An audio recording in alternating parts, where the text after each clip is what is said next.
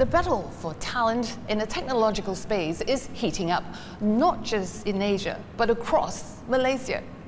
Yep, everybody is going for it, definitely using intense competition. To make sure that Malaysian economy scale up to push Malaysia to the world once again. From advanced chip manufacturing in Penang to integrated circuit design in Selangor and data centers in southern state of Johor. I'm Melissa Goh, and this is CNA Correspondent.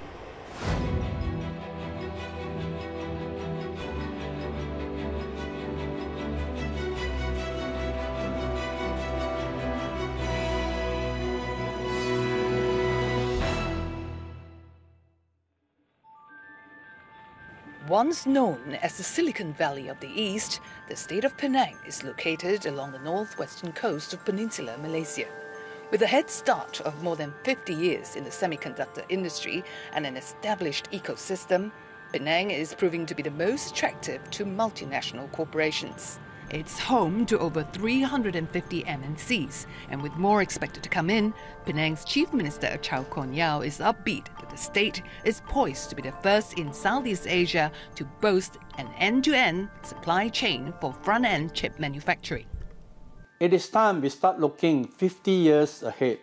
Following the US and China's strategic competition, we do receive a lot more inquiries, but we are also selective as well. We do our due diligence on companies intending to invest here so that they fit into the ecosystem, fill the gaps that we don't, certain sector we don't have. Malaysia is currently the 6th largest semiconductor exporter in the world and commands 13% of the global assembly, testing and packaging market. And so far, it's been focusing largely on back-end activities. Penang wants to echo the national semiconductor strategy by tapping into front-end activities to attract $115 billion of investment by 2030. But first, it needs to upgrade the existing infrastructure to meet a growing demand for water and electricity. A massive overhead power transmission line will be ready by the end of the year. What we see in front of us is construction of 31 monopoles as part of a 275 kV overhead transmission project that will deliver basically maximum capacity of 2,000 megawatts to Penang Island from the price station on the mainland. Because currently Penang Island peak demand is about 800 to 1,000 megawatts. And obviously with this kind of capacity coming in, it will be sufficient, including for the new islands that are coming up, Silicon Island, as well as expansion of the industrial area. Why does the Penang state require additional power transmission lines that is built on sea? Now, the advantage of having overhead transmission cables is that firstly, you can supply more power. They carry much more capacity. And secondly, there's also the issue of safety. Currently, our supply from Prai comes via cables underneath the bridge, as well as submarine cable. There have been a few incidents where we had to close the bridge because the cables caught fire underneath the bridge. We have to close the traffic, in order to facilitate repairs. Sometimes repairs can take more than a day. Efforts are also underway to address the critical water shortage on the island. We did not anticipate the sort of spike in water demand that happened between 2019 and 2023, which also coincided in sort of the semiconductor boom, which saw basically the expansion of new factories and existing facilities in Penang, which then put a strain on our water resources. But what the state has done is we have committed 1.18 billion ringgit in terms of water infrastructure projects. Some of them are already underway and some of them will be done in the near future. And once complete, we will be fine up until 2030. A stable and reliable water and power supply is absolutely crucial to the semiconductor industry. Any outage, even for a few seconds, may result in millions of dollars in losses. The rain has stopped. I'm going to check out some of the power transmission towers up close. Costing almost $100 million to build, The overhead power transmission line stretches over 9 kilometers across the straits along the sides of the Penang Bridge. Of the 31 power transmission towers, 6 iconic towers located right in the middle are shaped like areca nut, or pokok pinang, which Penang got its name from. Now at night, they'll be lit up in all colors. While Penang faces constraints of space, the neighboring state of Kedah has land in abundance. About a 40-minute drive across the bridge from the island, Kulim High-Tech Park, spanning almost 2,000 hectares, is enjoying a piece of the action too. The number of new investors that sign up has quadrupled, from averaging 2 a year to about 8 since 2019. The park currently has 53 investors, mostly MNCs from Europe and the US. Lately, more Chinese companies have moved their manufacturing facilities to Kulim to be closer to their clients. We believe they also will expand. We will continue to provide good support, to our existing one, and then of course apart from that, they themselves actually is the one also provide us the so-called marketing leads. The marketing leads mean they also introduce the new potential investors to us also. But creating the talent pipeline remains its #1 challenge, and MNCs in Kulim are chipping in too. Tech giant Infineon sent hundreds of employees for training in Germany prior to opening its silicon carbide fab here. But there's a talent war out there. We have also some European company that started shops in Kulim High-Tech Park. We lost some manager and engineer to them, but that is for me okay. We are not a small fab, so it's also part of our contribution to the ecosystem. Check out these boots, so cool. Okay, I'm all in my yellow bunny suit, ready to check out the clean room here at AT&S. Azwani is waiting for me. Hi, Azwani. Hi. Hi. Are you free to show me the clean room now? Yeah, sure. Okay. You can go now. Every day we also monitor the FM level. So if let's say the FM level got the spike, and then we will shut down and then do the cleaning and then check the facilities. And it's going to cost the company a lot of money. Yeah. Why is it important, Azani, to keep the clean room environment in AT&S? Oh, because our product is very, very sensitive to the FM or foreign material. So that's why we put this inside the clean room, and also we need to wear this such thing to avoid FM containing our product. The government aims to produce 60,000 engineers in the next 5 years to meet growing demand from the semiconductor industry. So we have to keep pushing the envelope to be close to the frontier technology. If we cannot do it ourselves, we will bring in the capability from our foreign investment so that our Malaysian companies can support such new technology. This is what exactly is happening to the advanced packaging, advanced substrate, and the silicon carbide. They are creating new ecosystem that will strengthen whatever we already have. So that's the strategy. Over $5.6 billion have been earmarked from the government to support the industry's push to move up the value chain.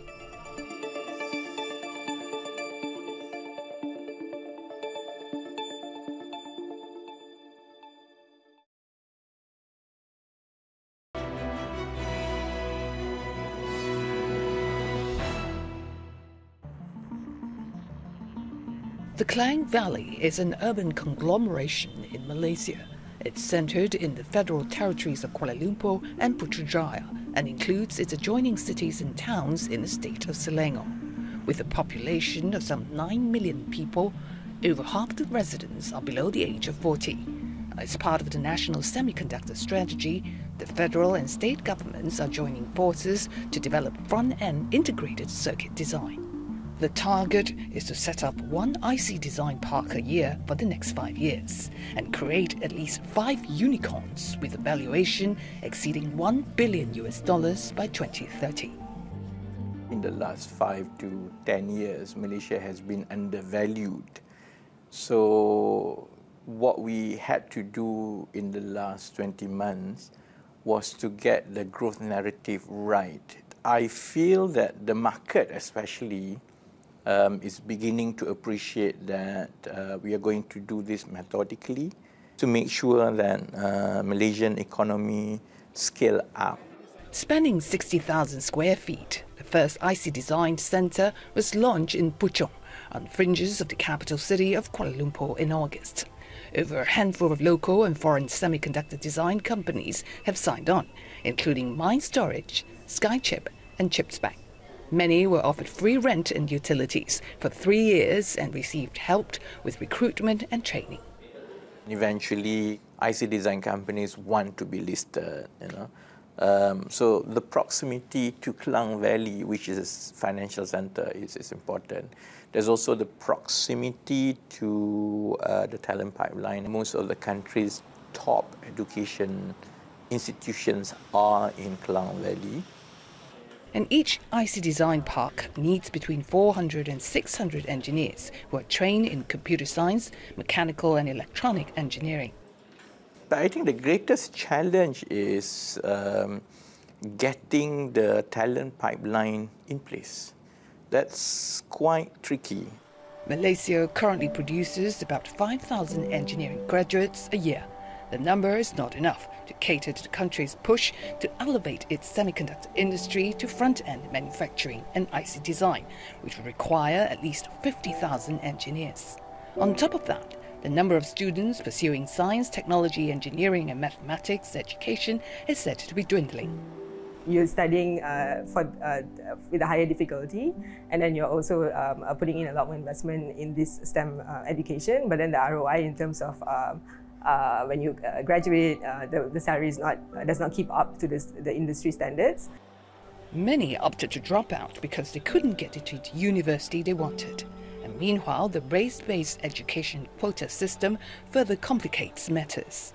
Government can't keep building universities. Even if we keep building universities, I don't think you will be able to resolve conclusively this polemic about quota. And I'm hoping that the next 5-year plan, where people go directly to the industry, they get certified, eventually they can go all the way to a degree, and that, in a way, debottleneck the whole process. Already many multinational corporations, including startups, are chipping in, creating their own talent pool in IC design. Now, I'm going to meet some of the young IC designers who are fresh graduates from Malaysian universities. They've just joined Mind Storage, that's one of the pioneers, here at the IC Design Park in Puchong, Selangor. Isaac Chong is excited about joining the 18-month on-the-job training program with 10 other young graduates.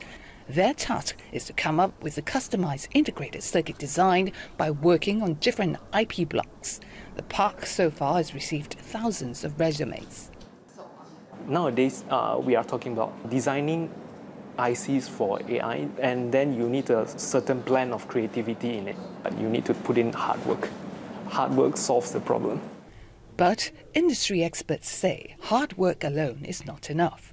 Azlan Jizam, who has 20 years of experience in Japan's electronics industry, says IC design is a highly competitive industry. IC designers must be prepared to put in the hours and work closely as a team, like their counterparts in Japan, Taiwan and South Korea. For example, in Taiwan, if you're in TSMC, for example, when you wanted to do the chip, they have a 3 shift. Around the clock. Yeah. Around the clock. It never stops. It never stops. Okay. Try to do it here in Malaysia. You will get a lot of complaints. Okay. This is crazy of you making people working non-stop. A lot of this. While he lauded the government's planned strategy to promote the semiconductor industry by moving up the value chain, he cautioned that penetrating the design market won't be easy. The IC design or IC, what we call industry, is a very close industry. If you're not invited into those conglomerate, you are nobody. Why should I help you? But the prevailing trade war among the superpowers has presented a window of opportunity for Malaysia to penetrate the market, which is dominated by a few players. In the past, let's say for silicon IP, it may be dominated by companies like Synopsys, Cadence, Rambus, and so on. But with the segmentization of the semiconductor industry, customers are more open to other solutions, right, from a more neutral country like Malaysia. Right? I think that earned us the window to offer our IP solutions. Mr. Fong founded SkyChip, a Malaysian startup that specializes in providing intellectual property and integrated circuit solutions for artificial intelligence 4 years ago. With over 30 patents, SkyChip currently has 300 designers and is slated for possible listing next year. My life goal is really make SkyChip to be a role model. Right? With their experience and knowledge, they can actually convert a MNC talent into a Malaysian asset. With venture capital knocking on its doors, Mr. Fong said SkyChip will only partner those that can give the company access to the international market. Industry players said the government must do more to help create local champions. If within few years the startup can go success. Success means you make good money, you're sustainable, you go IPO, you create the value, then this can encourage, as a model, encourage a lot of good talent back to here to have their own startup. And that is what Minister Rafizi Ramli is hoping for, to ride the super AI-driven cycle and leapfrog Malaysia's semiconductor industry into the forefront of the value chain. You're known as a man with a formula. How are you going to execute it? Because execution is key, right? Our biggest enemy is ourselves. And if we are not able to adopt the positivity, the can-do attitude, and understand that this is not going to happen by itself. It requires a lot of work, and every part of the ecosystem of the economy must play our role. A better pay plus proper mentoring for young IC designers is a good start. And only time will tell whether Selangor and Klang Valley's push into IC design will succeed in producing quality market-driven products that depart from being made in Malaysia to being made by Malaysia.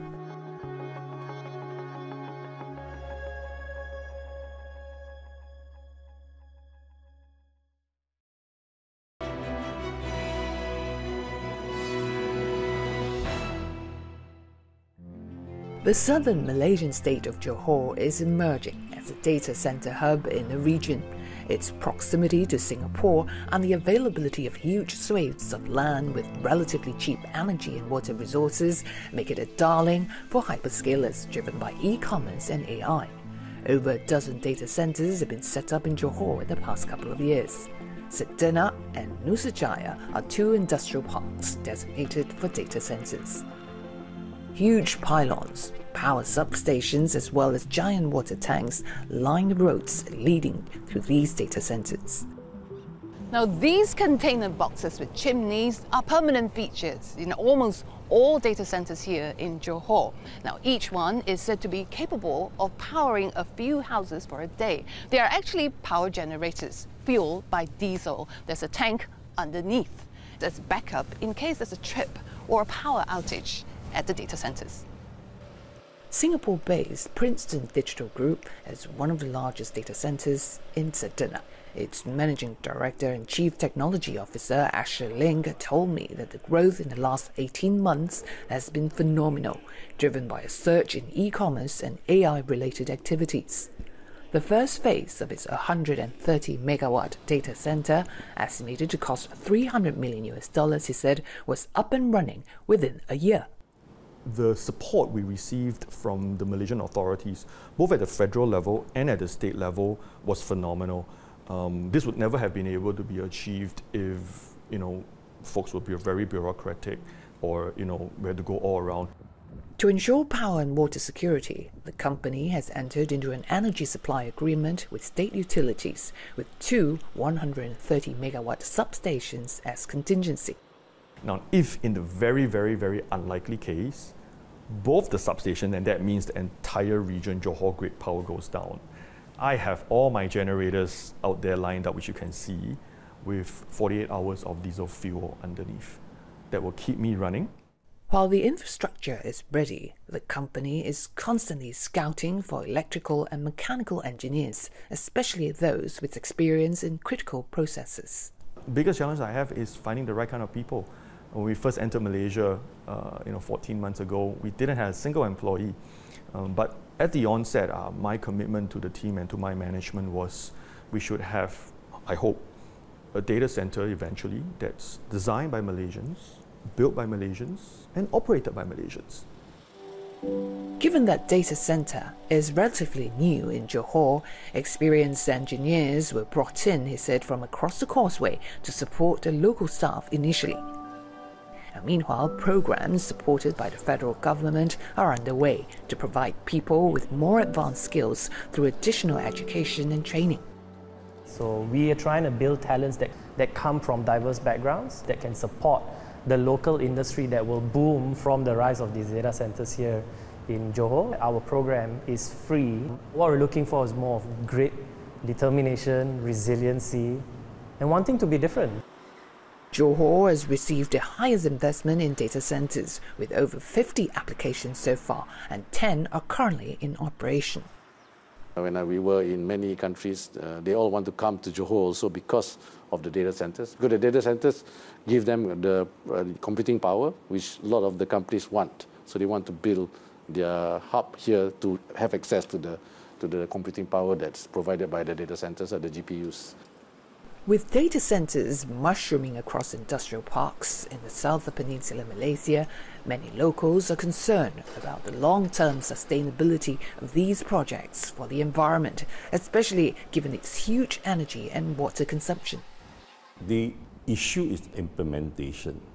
How the authority must ensure operators here will not just come up with proposal, but the implementation of ensuring that it is actually green technology, friendly to the environment, and not causing harms or damages to the people and also to the environment.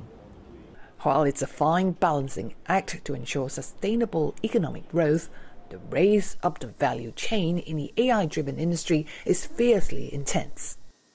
Yep, everybody is going for it. For us, it's important that we support all the states equally. We want this tension, positive tension, to result in more investment in Malaysia. Logging close to $40 billion of approved investments in the first half of 2024, Malaysia's tech sector contributed nearly a quarter.